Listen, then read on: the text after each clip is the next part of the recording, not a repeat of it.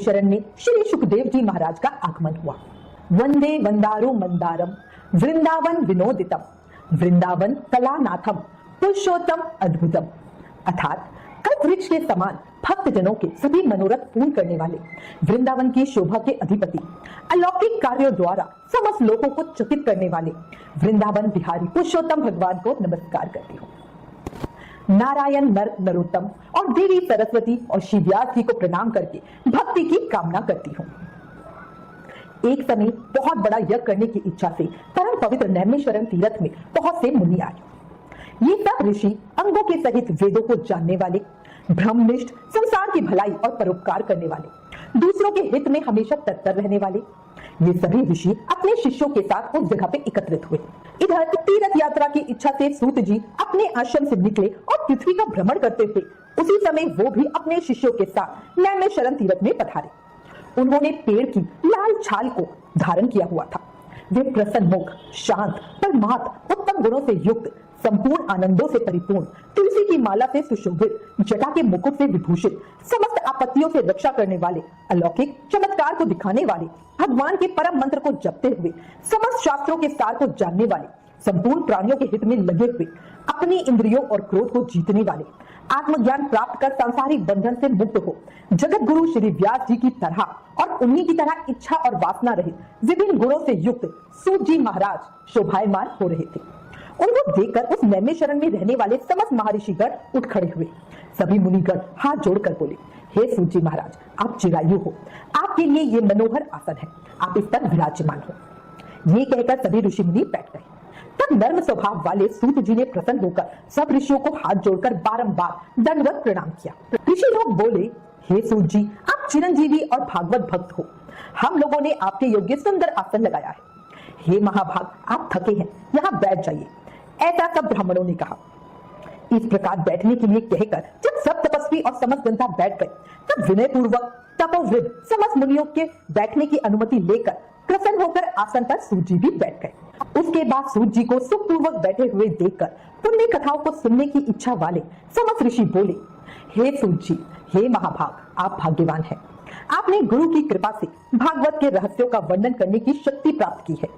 हे व्यास शिष्य शिरोमणि, आप पूज्य हैं। इस संसार सागर में हजारों बातें सुनने योग्य है, परंतु उन सब में जो भी सार वस्तु हो कहिए।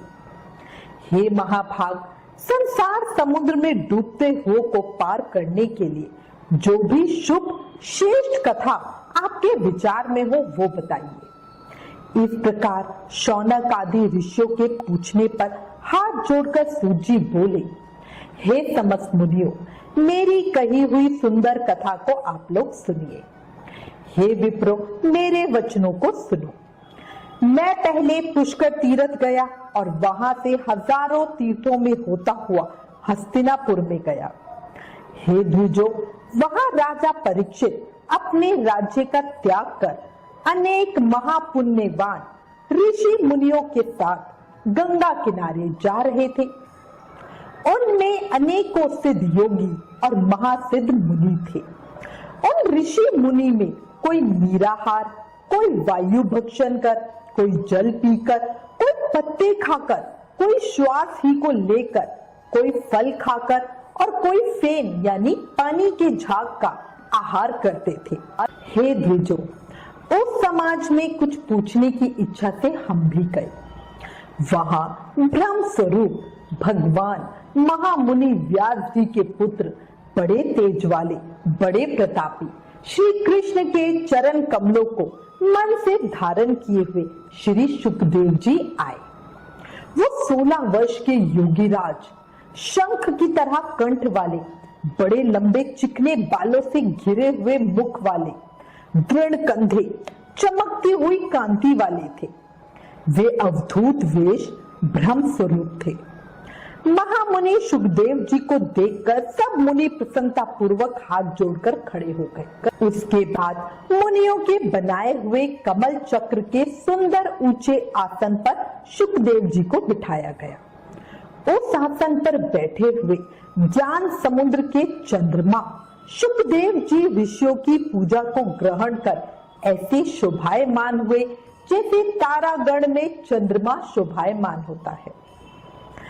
इति श्री बृहद नारदीय पुरुषोत्तम मास महत्तम में शुकदेव जी का आगमन नामक प्रथम अध्याय समाप्त।